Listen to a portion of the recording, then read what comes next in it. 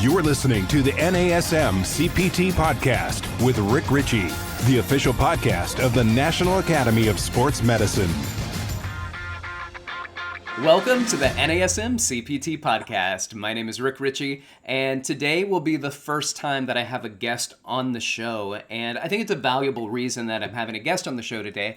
And it's valuable because we're going through a lot of changes right now in the world. But just to maintain our focus on the fitness industry and what the fitness industry looks like right now, it is concerning about gyms closing. As a matter of fact, I have 3 gym locations in New York City, all of which have been completely shut down. And there's concern for everyone. There's concern for me and my business. There's a concern for the trainers who make their life and their living training out of my facilities. And I am one business out of multiple businesses that are being hit hard like this. So this is a life-changing situation. And during the process of doing this, there's a friend of mine named Keridon McMahon, and Keridon is a dear friend of mine, and we've known each other for a long time, and she put a post out on Instagram that said, for any of the trainers who aren't familiar with online training, if you are interested in doing so, then please reach out to me because I want to help you and I want to help your clients support their business. So what we decided to do at NASM would be to reach out to her, and instead of just having 10-minute conversations one-on-one with people that are interested, to actually have a conversation through the NASM-CPT podcast and see if she could help any and everybody that's listening to this podcast have the opportunity to actually learn a little bit of taking your business online. So, Keridon, hey, good to see you. Hi. Hey, thanks for having me. I am excited that you're on the show, and we've spent a lot of time together at events like Optima, where it's a place where we go to learn and to gather, and the fact that you're doing what you're doing and put that offer out to people to help them figure out how to do their online business is incredibly special. Tell me a little bit about why you did it, and then I want to get into immediately how it is that you can help the people on the other side of this.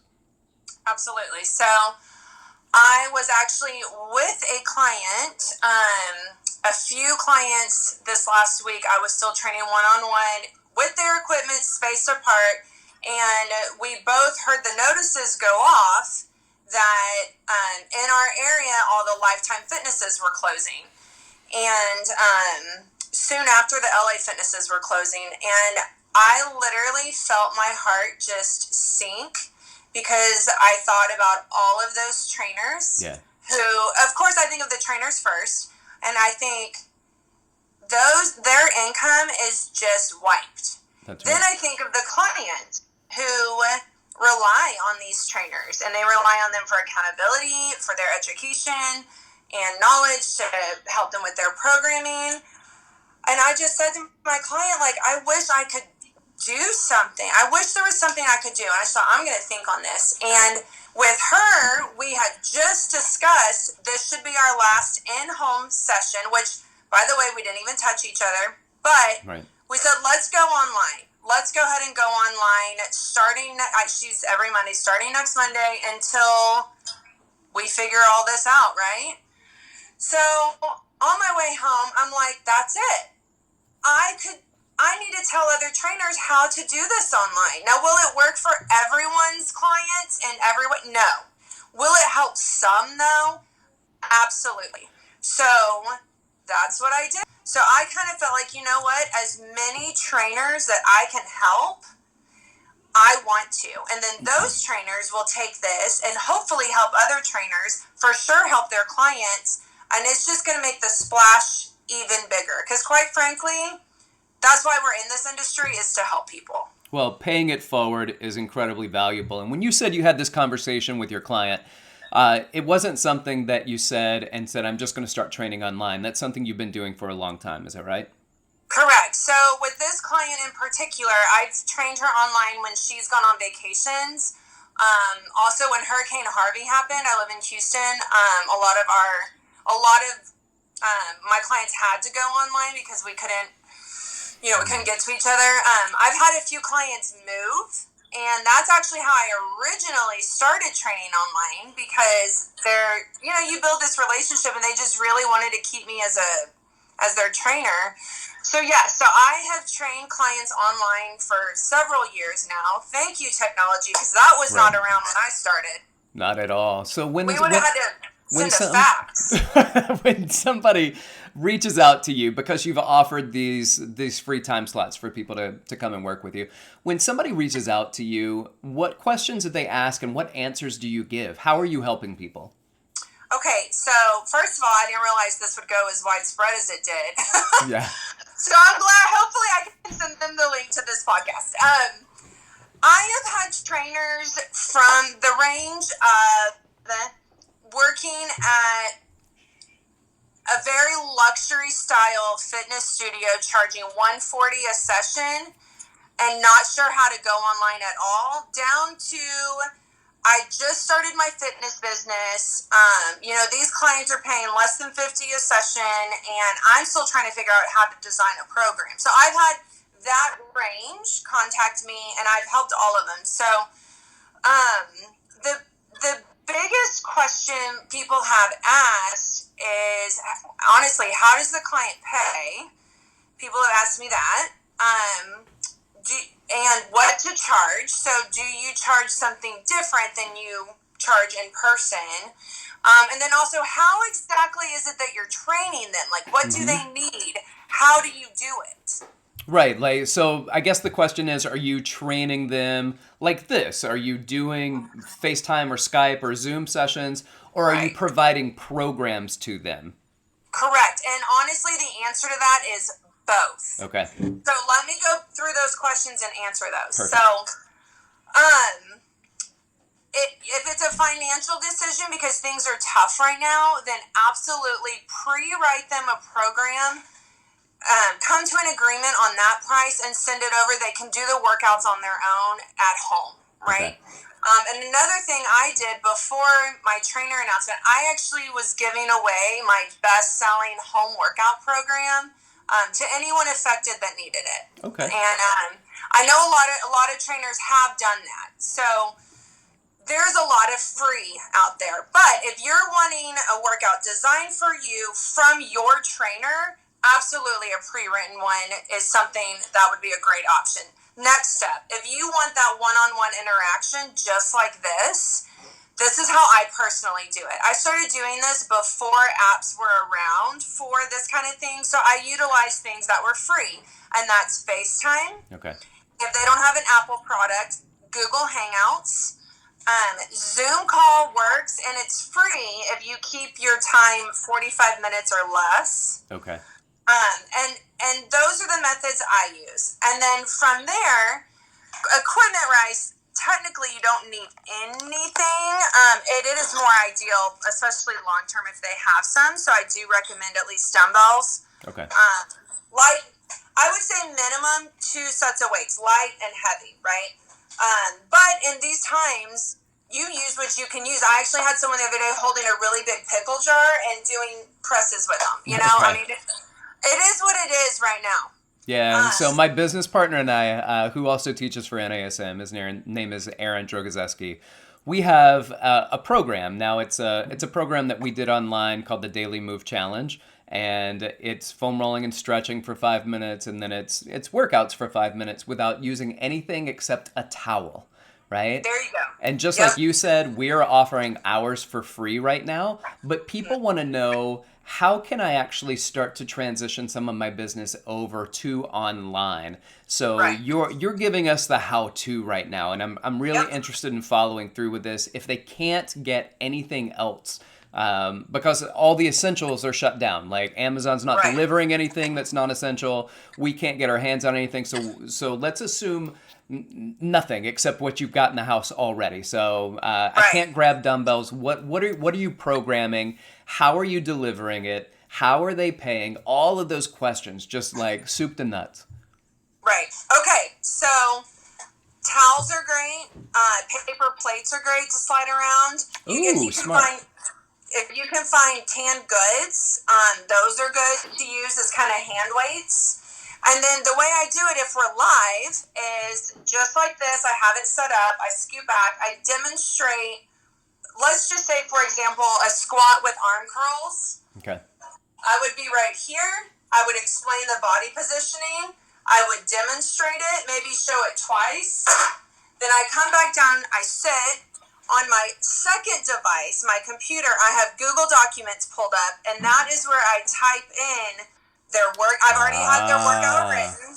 I type in the reps we did, any notes I might need, and the client has access to that. And so that way, in real time, they have access to their workout log just like they would if I was handwriting it in person. I gotcha. So instead of using an app because they weren't around when you started doing these things, you've already developed your system. And your system is preloading a program, designing a program, individualizing a program, and then potentially even doing a FaceTime or a Skype or something like that where you are monitoring them and cueing them and watching them while they do this workout. So you are as close as we can get being virtual face-to-face.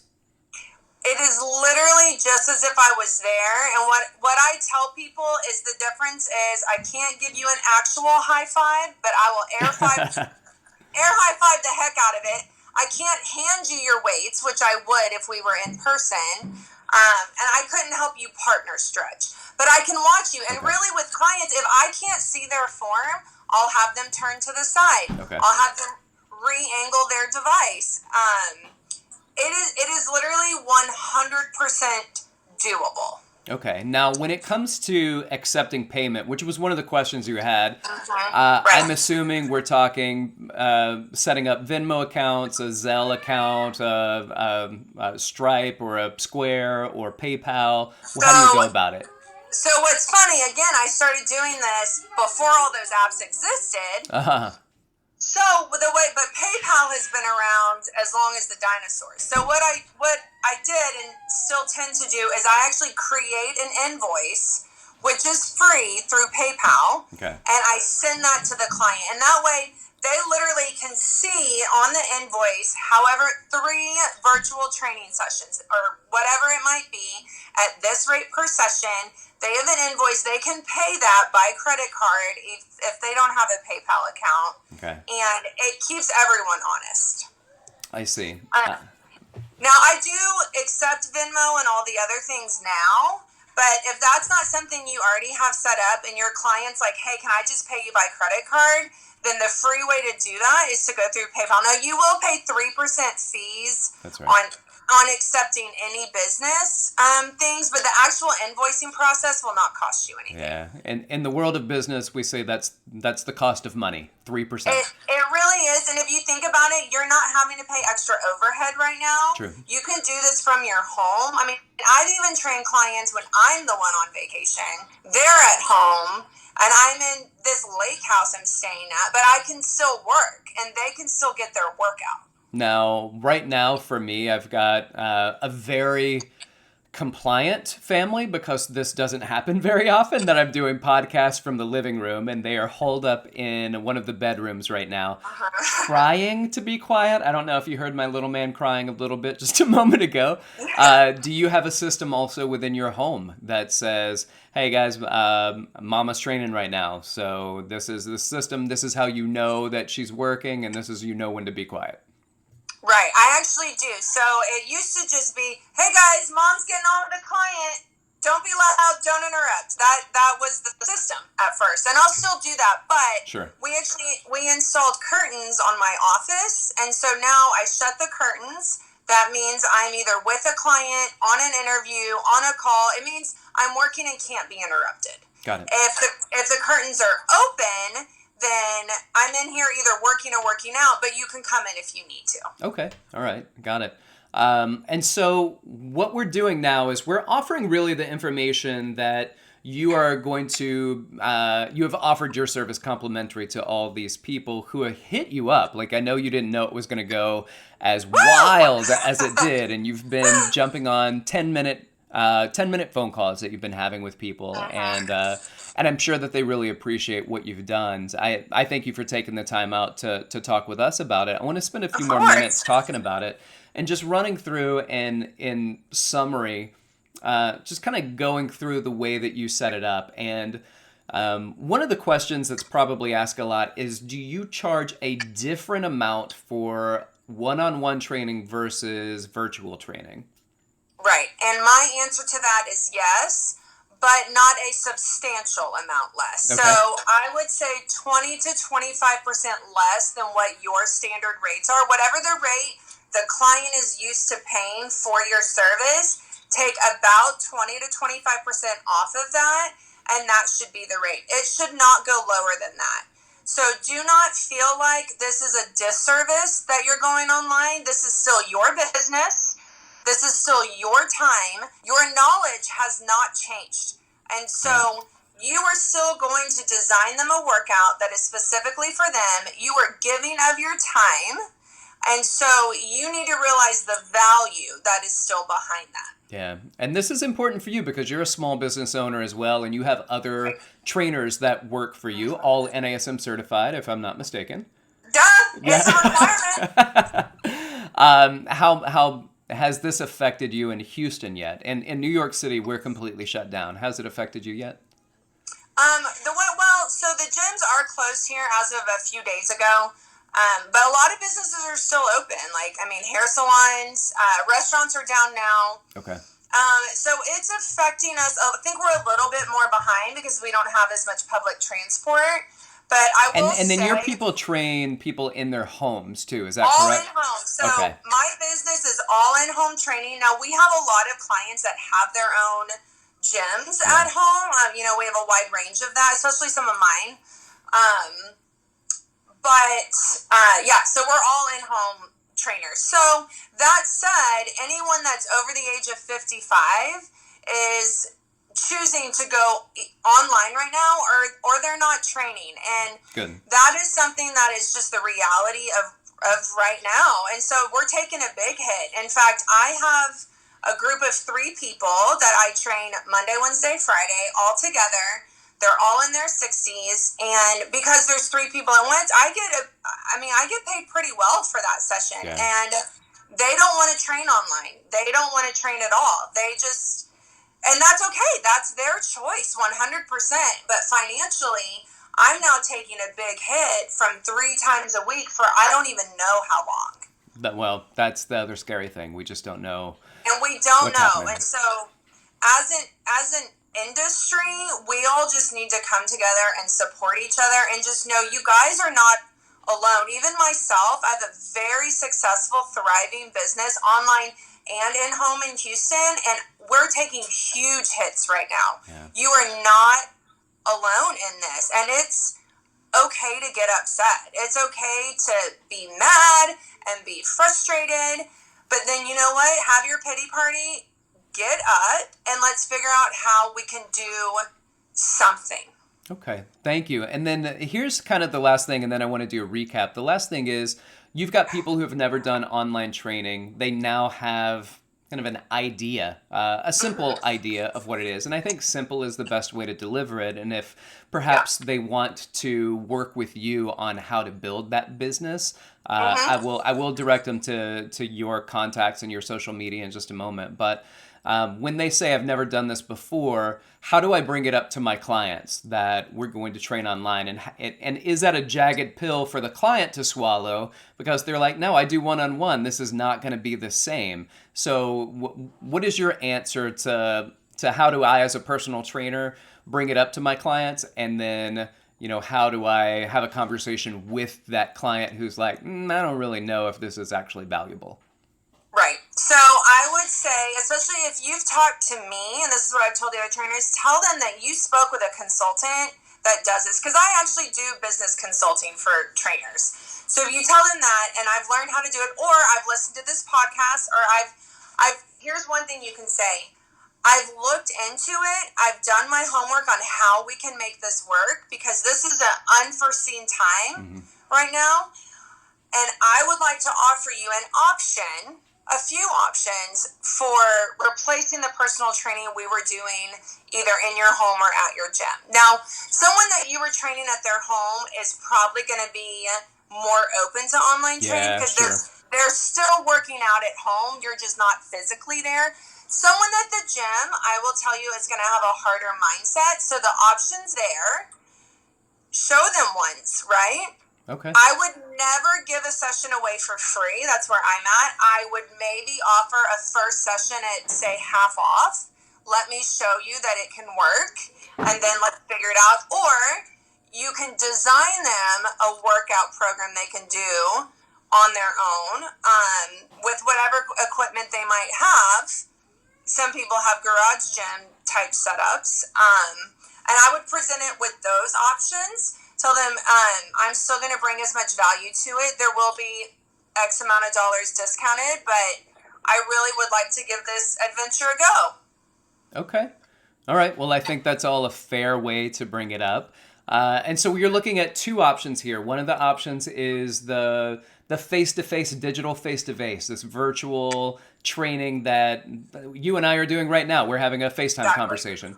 Yes. The other thing is designing a program, and then do you commit to it? Do you say, like, let's design this program. I'm going to give you several for like a Monday, Wednesday, Friday, and then that will last for 2 weeks.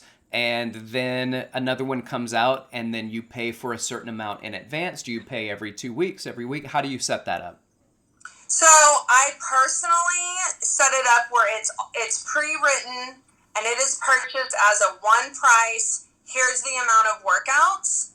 And generally, and not in the current situation, I would do 1 month at a time on that. Okay. With what we have going right now, I would say maybe a week, or even however long your school districts are closed. Like ours are closed until at least Easter. Okay, so we know until at least Easter, it could maybe get worse than it even is now. How about this? How about I create a program for you that has 3 workouts a week, because that's what you were used to coming into the gym for.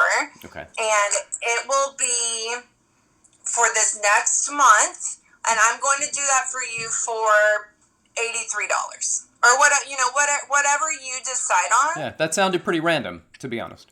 Yeah, I just kind of threw some numbers together, but because this is an unforeseen time right now, right? Okay. This is all uncharted territory.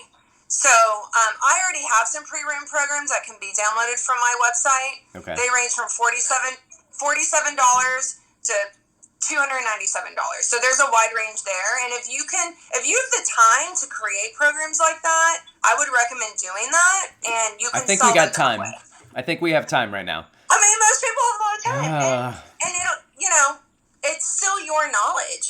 But if someone's wanting it personally programmed, then I would just try to make it as close to what they are used to as possible. So if this person only goes to the gym twice a week, don't give them a program of 6 days a week. Okay. That's uncomfortable. Yeah. Right? We're already all uncomfortable. Now, in my opinion, we all should be working out much more than twice a week. But I'm going to leave that between you and your client. Right. Hey, I got another question. You've mentioned your website, and you also sell consulting sessions on your website. Can you give us what that website is, and your Instagram handle, and all your other social? Yes. So my website is www.keridonfitness, KeridonFitness.com. And my Instagram handle is the same, Keridon Fitness. And then on Facebook, you can just type in Keridon and you'll see me. There's not a lot of us. No. Keridon, Keridon. Thank you so much for being a part of this. I really appreciate it. I've got a client that I'm doing some stuff with the NASM Edge app that I'm delivering programs. I'm doing it complimentary, and now I'm going to withdraw that and charge him. No, I'm just kidding. I'm not. Listen, thank you so much for everything. I appreciate you sharing your wealth of knowledge and your experience, because you've been doing this for a long time, and it's paid off in your business, and it's helping us out tremendously. So I want to say thank you very much. It's my pleasure. And thank you for everyone for listening. This is the NASM CPT Podcast.